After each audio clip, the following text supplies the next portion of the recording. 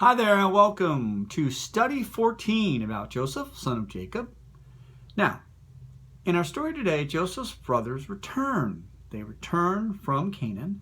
This is their second trip to Egypt, and he is so pleased to see that they have brought Benjamin that he orders his servants to prepare a feast at his own home. So we're not talking here at about a public place. This is at the vizier, Joseph's home.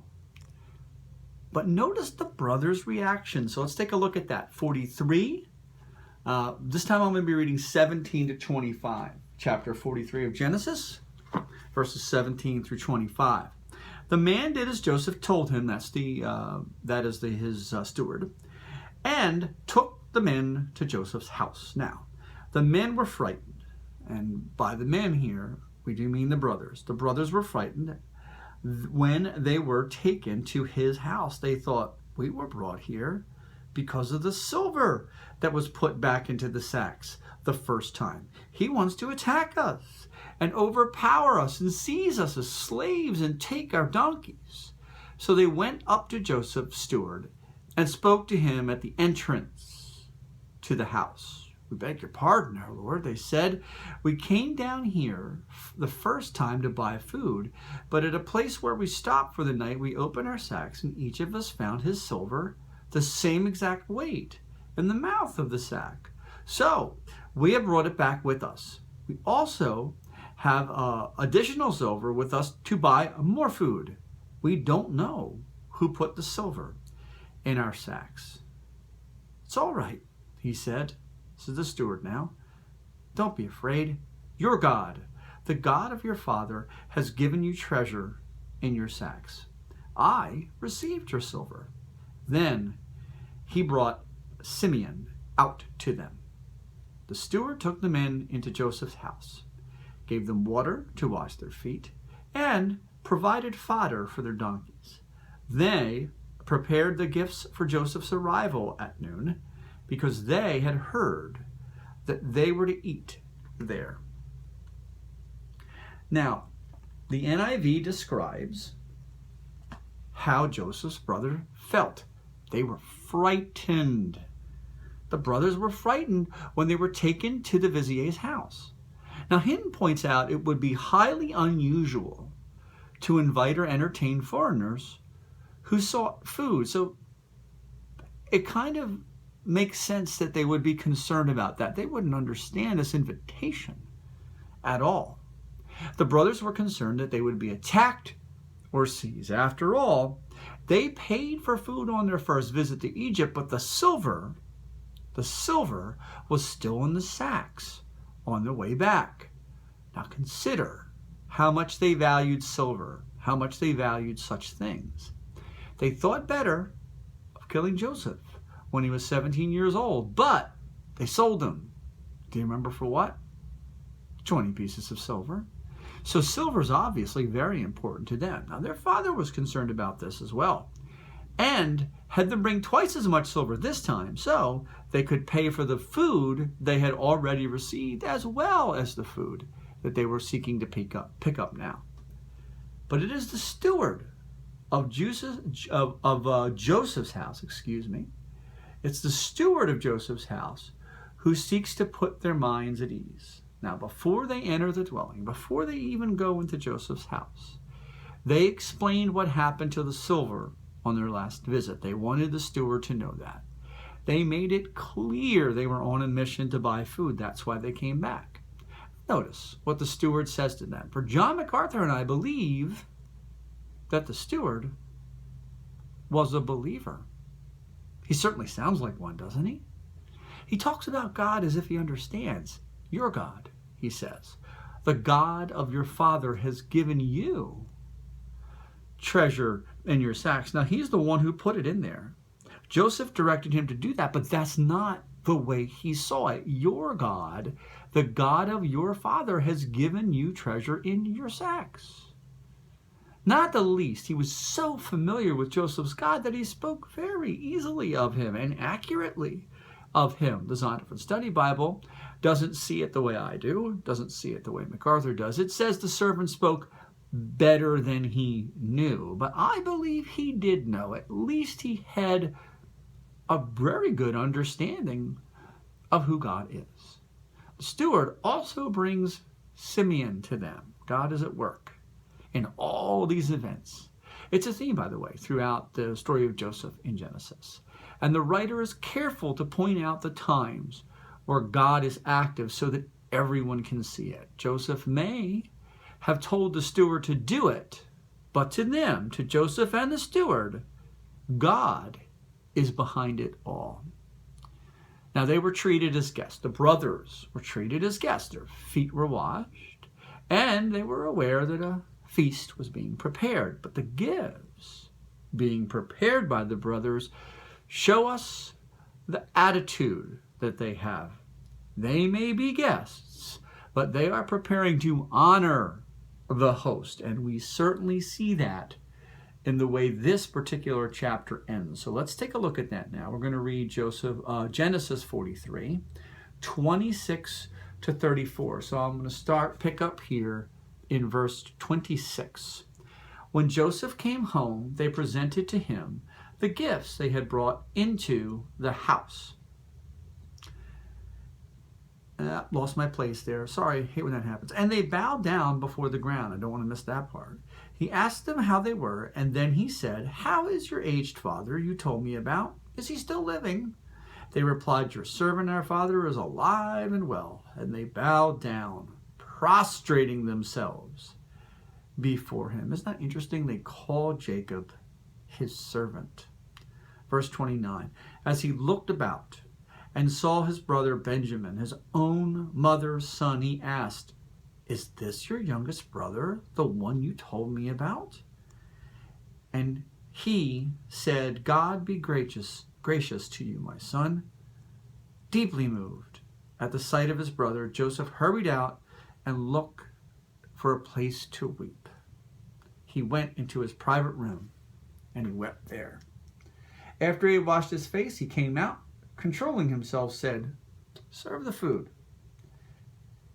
They served him by himself. Isn't that interesting?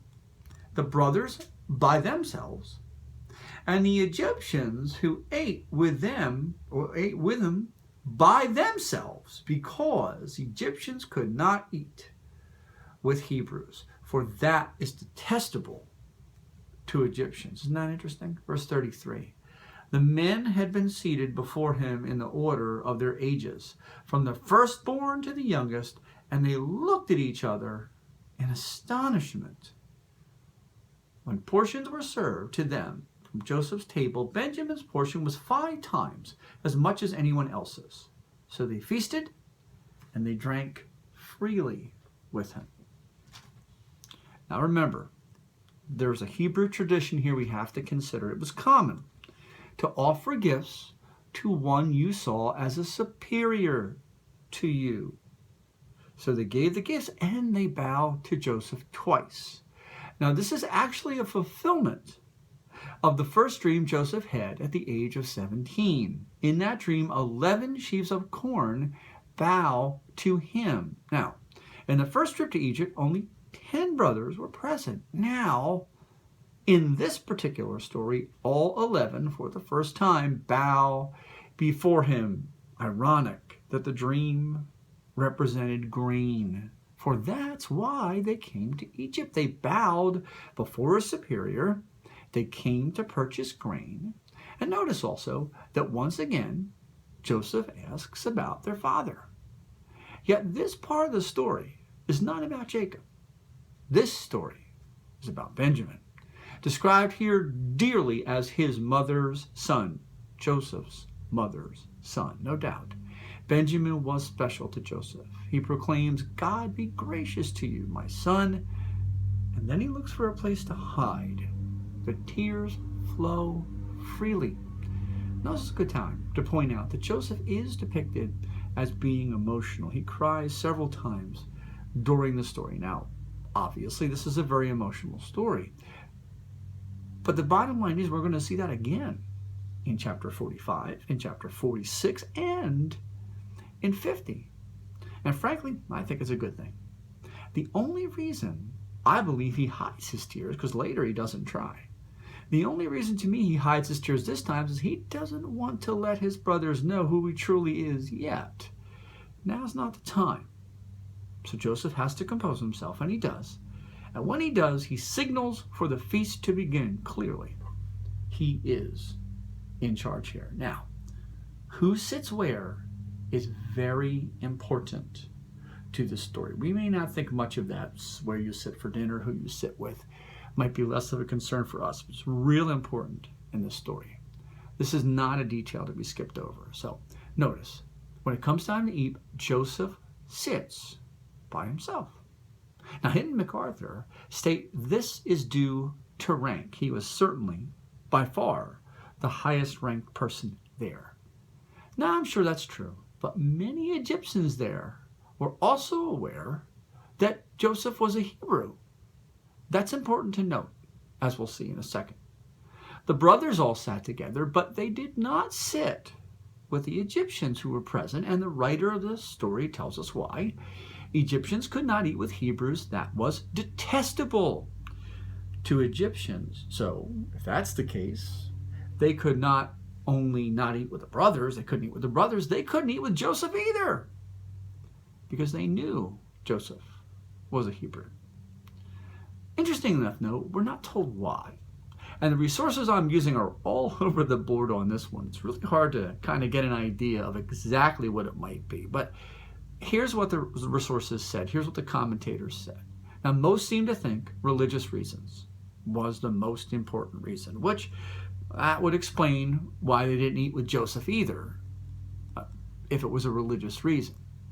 That being said, Hinton also seems to think there was a class ranking issue here. For example, the steward may have similar religious beliefs to Joseph now, but he still wouldn't eat with Joseph because Joseph's class rank was far higher. So with that being the case, I kind of understand where Hinton's coming from. Now, MacArthur also thought there were social issues. Who the Egyptians broke bread with was important, for they looked at meal sharing as a social connection. And that's why they didn't eat with the Hebrews. They would not have been socially connected to them. This could also be a reason, by the way, the Egyptians didn't eat with Joseph. He was of a far different social rank. But the main thing I want you to see is how the brothers were seated in order by their age. You know, sometimes we miss the obvious. It's right in front of us, plain as the nose on our face, but we just don't see it. Joseph and his steward mention God many times, right? So there's a lot of references to God from the steward and from Joseph himself. Joseph talks about the father several times. He asks if they have a younger brother. How would he know that? And now they are seated exactly by age. And the only thing the Bible tells us is they were astonished. Well, they should have been astonished. They were missing the obvious. Their brother was the vizier. How else would he know so much about them? But MacArthur here gives some really good reasons why they missed the obvious. When we miss those things that seem as plain as the nose on our face, it's because we believe some things that are preventing us from seeing, I believe. And the first thing MacArthur says that was preventing them from seeing is they believed Joseph was dead.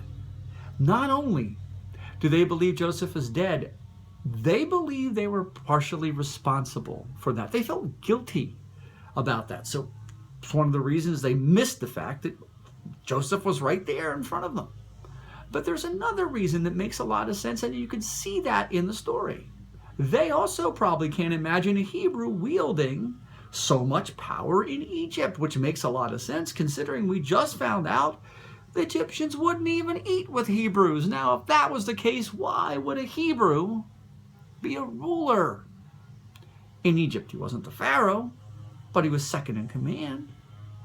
Now, Egyptian history even shows that there were pharaohs who weren't native Egyptians. In fact, some scholars actually believe this particular pharaoh wasn't Egyptian, which, by the way, would explain why he had no problem appointing a Hebrew to vizier. So that to me, is a very interesting part of the story. Another important thing to note here is that Benjamin was treated better than the other brothers, and they don't seem to object at all here. The brothers reacted violently when Joseph was shown favor by their father, when he got that coat that they didn't get, when it was clear the way he treated Joseph, he was treated different, he was treated better. But the brothers don't bat an eye when the vizier shows favoritism towards Benjamin. They gave him a portion 5 times larger, and we read of no issues with this at all. Now face it, favoritism being shown by a father is more of an issue than favoritism being shown by a political figure or a class figure like Joseph.